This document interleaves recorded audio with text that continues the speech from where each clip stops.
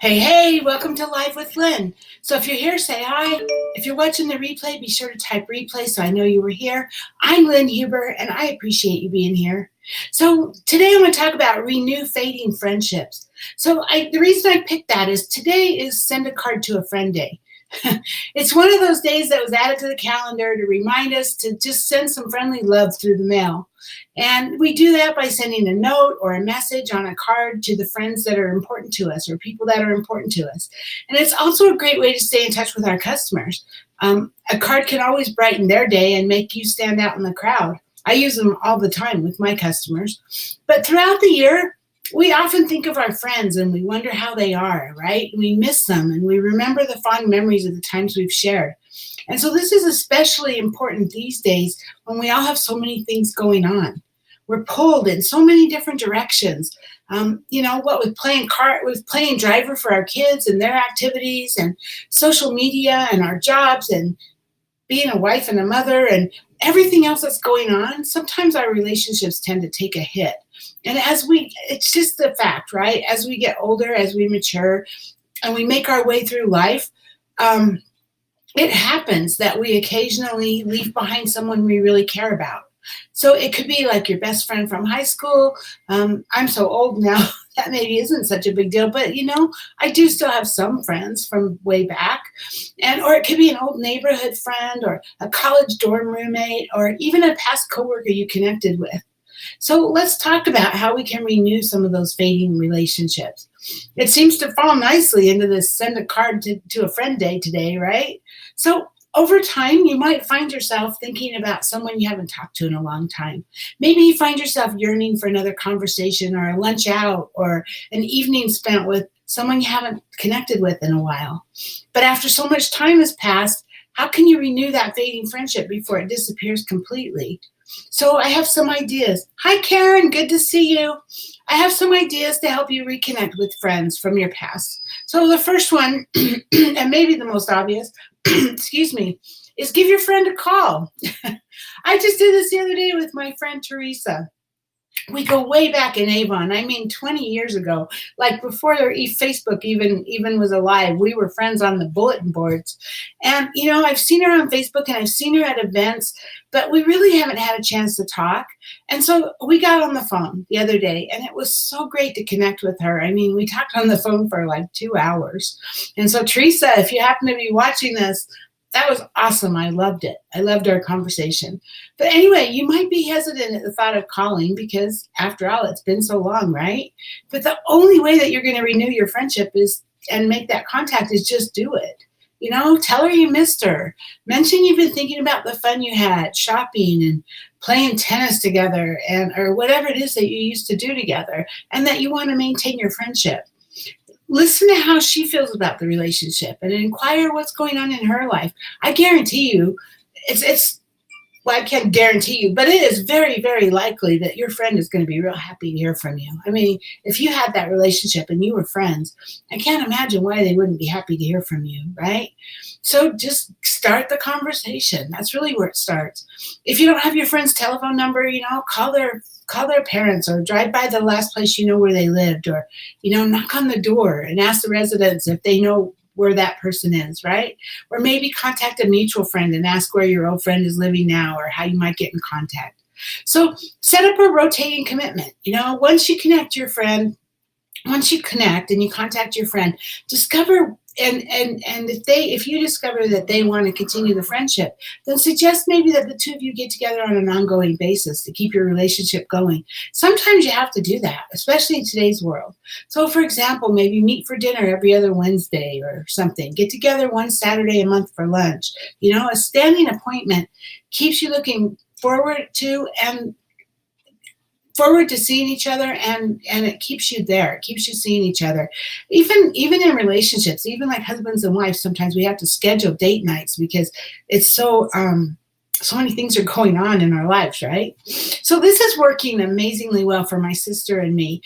My sister Nika, we've sort of been estranged for years. We're both very different people, and so we've just been kind of estranged, but When my mom passed about 6 months ago, it brought us closer. And I can't tell you how happy I am about that, because it seems like most of the time when someone dies, the kids tend to go farther apart. And somehow, and all my cousins did that, unfortunately, but somehow it brought my sister and I closer.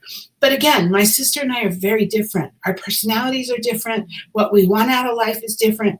Even how we live our lives is different. And so it's hard to just get together and make small talk because we don't really know what to talk about. So what's working for us is that we scheduled a play date, on Monday afternoons where my sister comes over and we just work on a puzzle, a jigsaw puzzle. And having that puzzle between us somehow seems that help us have something to do while we're reconnecting. And so it's not so awkward. And I'm loving the time that we're spending together. So be willing to make the extra effort. If your friend lives 90 minutes away, when you call, then maybe tell them you'd love to drive over and spend some time with them. Show them that you're willing to do what's necessary to see your friend occasionally. And then hopefully maybe your friend will eventually be willing to drive over to see you as well, right? Write a letter and send it by snail mail. And here's where the National Send a Card to a Friend Day comes in again, right? A handwritten letter shows that you put some time and thought into what you wanted to say. Plus, your friend will have a tangible representation of your attempt to contact them, which means they'll notice your efforts to get in touch. And I use a service. I use a service where I go online, I design my card with pictures and the text I want to use. I personalize it 100%, make it a truly unique card.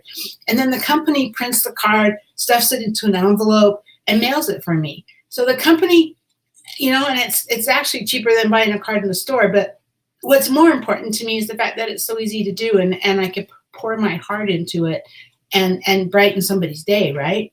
But this company gives me free wholesale accounts from time to time that I can give out. So if this is something you're interested in, hit me up, send me a message or whatever. And if I happen to have a free account, I'm more than happy to share it with you. But greeting cards, they're kind of becoming a thing of the past, right? When you go into a store, you might notice that the greeting card aisle is just shrinking and shrinking and shrinking. And it's just because people aren't buying them anymore. They buy them for birthdays and anniversaries, but not for, just normal staying in touch stuff or thinking of you stuff. And yeah, sure, it's great to receive a sweet text from someone saying, hey, just thinking of you. I mean, you should definitely do that. I'm not saying don't do that. Those are important. But somehow getting that card in the mail just brightens your day better than any other kind of communication I know of. And if you don't have somebody's phone number, sending a card can be helpful too, a card or a note in the mail. I mean, send a card or a letter every other month, maybe for 6 months or so, and include all your contact information. This is if you're trying to connect with someone from your past that you haven't talked to in a very long time. And so doing that will help it, all your contact information, like your cell phone, your home phone, your email, all of that, which is going to make it easier for your friend to contact you with whatever method that they prefer. And then once you've established that initial contact, then you can go from there to stay connected, right? Use technology if that's what it takes. If your friend prefers email or texting, then you can do that. You can send an email every so often or a text, just as a way to stay in touch. And of course, you still have Facebook, right? After you've made the initial contact, find out if your friend's on Facebook, and if so, friend them, and then use Facebook to keep in touch. Facebook's great that way because you can always see what's going on in your friends' lives, even if you're not actively talking to them, right? But it's this great feeling to discover that an old friend wants to renew your relationship. So go ahead and be the one that takes the first step to rekindle that old friendship, because seriously, and then maybe today, send a card to a friend day. You might just decide to send a card to your friend. You never know. They might love it, right? You can buy the cards at the store. You can make them yourself, or hit me up for a free account with the card sending service I use. But whatever you choose, whatever you decide to do, set aside a few minutes to write a short note or a long note and send a card or send a note to brighten a friend's day. So, hey, now I'd love to hear from you. Are you a card sender? What kinds of things do you do to reconnect with the important people in your life that you haven't talked to in a while? I really think those relationships are important. So what do you do to keep them so that you don't lose your old friendships? I'd love to hear from you. So please share with us. I'd love to hear your thoughts. And thanks for being here with me today. I hope you have a great day, and I'll see you tomorrow. Bye bye.